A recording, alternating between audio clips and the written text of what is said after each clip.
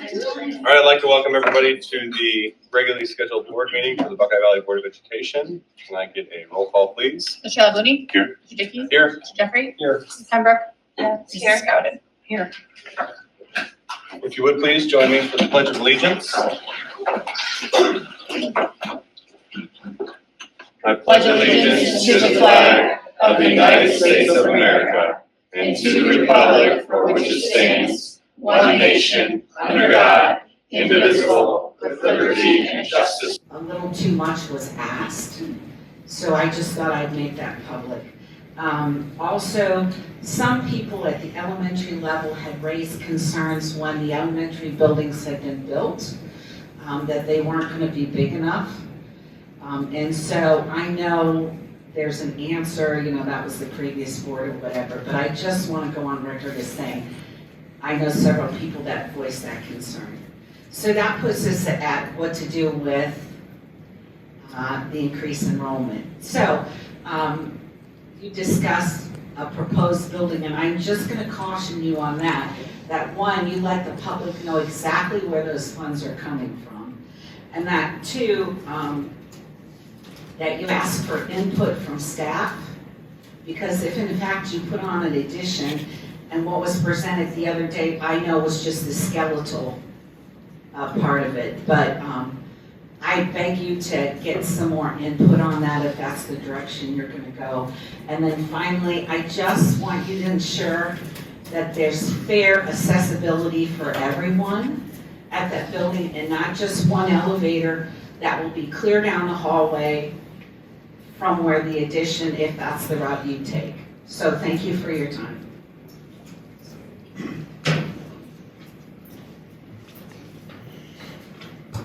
We're moving into the district update.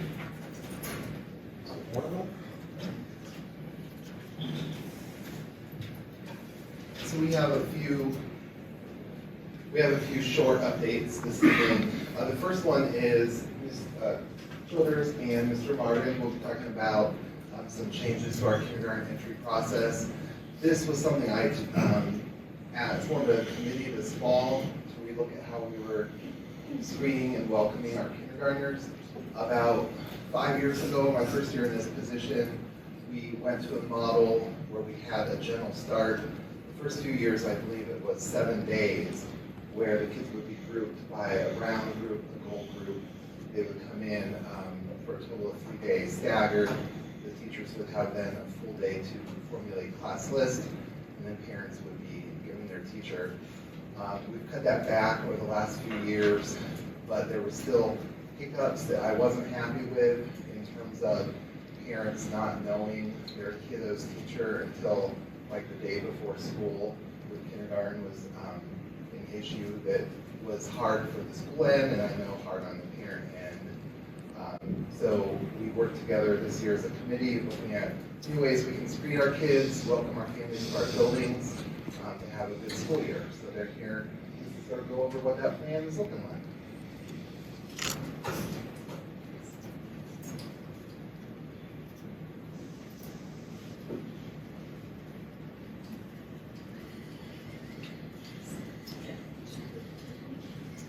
Hello everybody, my name is Josh Martin. I'm the principal at Buckeye Valley West, and we have a very special guest with us here today. If we can go to that next slide. So this is Olivia Penkow, and the reason why we brought Olivia here is because she's clearly the biggest Buckeye Valley cheerleader. She's should be our new mascot.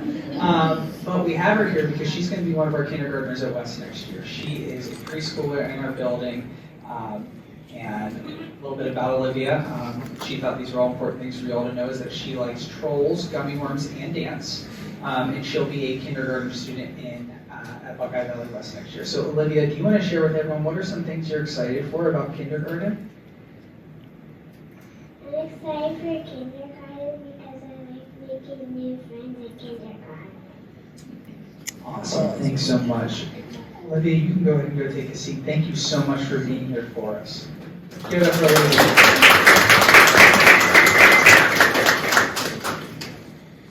So just a little bit of background on some of the things that Brian talked about. We are just seeking a way, when we're looking at our kindergarten program, we want to make sure that it's a personalized for each student, and that we're really making informed decisions for our students as to where they're placing them and how we're making those class lists. And also, as Brian mentioned, we want to improve that experience for parents, where it's kind of hard as a kindergarten parent when you don't know who your kid's kindergarten teacher is going to be until they've already been to school. So we're hoping to improve that as well. And so our solution is just to make a student and family-friendly process.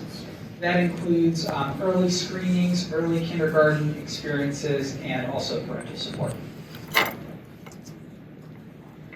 So one of the things that we are putting together next year is the first week of August, the first 4 days, from August 3rd to August 7th, we are hoping to run a kindergarten camp. And that is an optional piece for families. There is a fee that goes along with it of $100. We do have the discretion to provide scholarships if we have some families in need of that. But the idea is to come in to a play-based environment, familiarize themselves with the building before the full days start. They'll be able to walk all around and get to know everyone and just have lots of fun time with stories and play and just making new friends before the school year even begins. So camp at East and West will be seen by a single kindergarten camp coordinator who will oversee all the teachers who would apply, those sorts of things, and who also would be overseeing the different things that they would be doing at kindergarten camp. Teachers will be able to apply for those positions, and we would be hiring them based on the number of students who we had interested. So we would make sure we gather that information from parents, see how many would be wanting to participate there, and then we would know how we would need to staff it. I think a detail that we left out of there is that we're going to need teachers too. Yes. Not just the camp coordinator, we're going to hire teachers for that too. So the other thing we're going to do is, in previous, we were using the gentle start time for teachers to do assessments of kids and to get to know them, and then the class list was created 4 or 5 days into the school year, and then we had an open house for kindergarten. We're not going to do that. We're going to have summer screenings or student screenings. So we are going to offer 2 Friday screenings at each elementary school this spring, and the students will go through different academic assessments, speech and language screeners, hearing, vision screeners. Parents will get to meet with us at the end of it, and we'll be able to share some of the assessment results to give them information about things that they can work on to get ready for kindergarten to start. We're also going to offer one of those summer screenings at the end of the summer, like around July 30th. So if we have late enrollments, we'll still have an opportunity to get most of the kids in there. That's going to give us a lot of information to be able to make informed decisions about class lists, so that on the first day of school, when kids go there, the parents can walk them to their classrooms. The parents know who the teacher's going to be. Kindergarten's going to have their open house with everyone else, and so they'll get to visit the classroom before the first day of school. Those were all concerns that our parents had in starting kindergarten because they didn't have those opportunities before. So it's just really like hopefully giving them a better experience and a little bit of more of an easy feeling of sending them to us. So this way, those students would also be able to attend the same open house that all of our grade 1 through 4 students are able to. So on that same night, those parents can come in, they can meet the teacher, they can see the building before they send their babies off, maybe for the first time somewhere else. So right now, plans would be that the first day of school will be August 13th, and that's when all of the kindergartners would start as well. That's all we have. Thank you. Do we currently offer anything for maybe families that are new to Buckeye Valley that are coming in for 2nd, 3rd grade, like screenings? And I know there's open houses and teacher night, but is there any other? We also often provide tours of the building. We'll meet with parents personally and things like that. So we do have things in place, like nothing formal, like we're going to have an open house for new families. But we reach out to families before the year starts and make sure that they're acclimated to the school. Would look the same regardless of whether kids were already doing DV versus coming in, like the screeners or anything, or will all be the same. We've been talking about that because we have a whole team of teachers that contributed to this. you know, Josh and I worked on the bones of things, but then they're doing the screeners and everything else. They really feel like it's important that current preschool students actually come through the screening process because we want to eliminate some assessment bias. Those preschool teachers have had them for 2 or 3 years. They love them, they want them to do really well, and that's great, but the kindergarten teachers feel like we need to make that transition with a kindergarten teacher having a kindergarten lens on the students.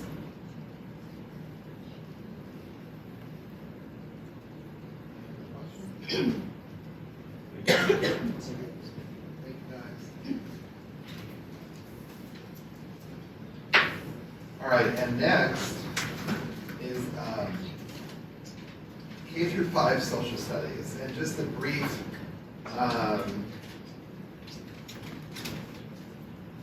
recalling of history on this. So 3 years ago, we had an adoption for social studies, and at that time, the original plan was to have it be K through 12. And to be frank, the committee, we weren't happy with what we were finding for kindergarten through 5th grade materials. So instead of wasting money, which made me happy about that, instead of wasting money and giving teachers things they didn't want, we delayed that adoption. Our intent was for another year.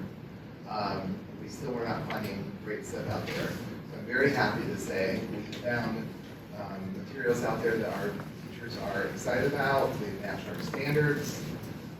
One is actually just released for people in the first districts in Ohio to have it, so it was worth the wait. But so Emily Contini is here, and we have, if you were part of the committee, and I'd like to show your support. If you want to hand up. Thank you guys for serving. Some of these folks have been on this for 3 years with me, so they especially deserve a thank you for that. And also to note, most of our curriculum adoptions are normally 6-year, but because of the late adoption of this, it'll be 4-year before we relook at this again. So, Emily? Yep. Good evening, everyone. Before I get started with the presentation, I'd love to pass out some samples so you can check out what we're talking about. So just 1 second here.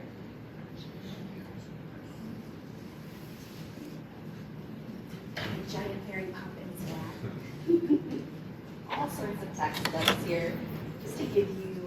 Finally out of your office, right? Absolutely, absolutely. So it's been kind of funny because all of the materials from 6 different programs have been in my office for several months now, which has been wonderful, but I'm excited for them to find new homes, for sure. This stack is the 4th grade stack, so I'm going to start down here with it, and then I'll give you all 5th grade. If that sounds good, and I'll just kind of parse that. Yeah.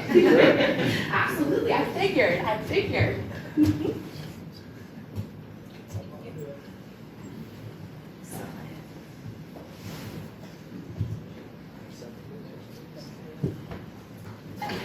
And then here are grades 2 and 3 to look at.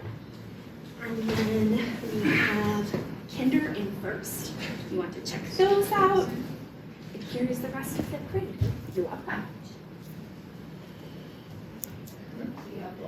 All right, thank you all so much for that brief material passing there. That way you all can check out what we've been looking at for the last several months. So I am Emily Contini. I am the curriculum assessment, and I have the wrong order there. I am the curriculum instruction and assessment specialist at BB West. This is my first year on the Social Studies Committee, so I am a new member of the team, but I'd love to echo what Mr. Ortema said. This team is extremely dedicated to spend several years on a committee, on any committee, is absolutely commendable. So thank you all so very much for your hard work. I have been so impressed with their care, their dedication, and then also the recall they all have. I've been so excited to hear, wait, we looked at this and then we thought about this, and even over the past couple of years. So thank you all very, very much. It has been truly a pleasure to work with you on this process. So our team had several considerations, as we were thinking through what these curricular materials should look like, and as we were considering different options. So you can see that we were looking for programs that are engaging, approachable for both students and teachers, programs that feature primary sources for students to evaluate and consider throughout their studies.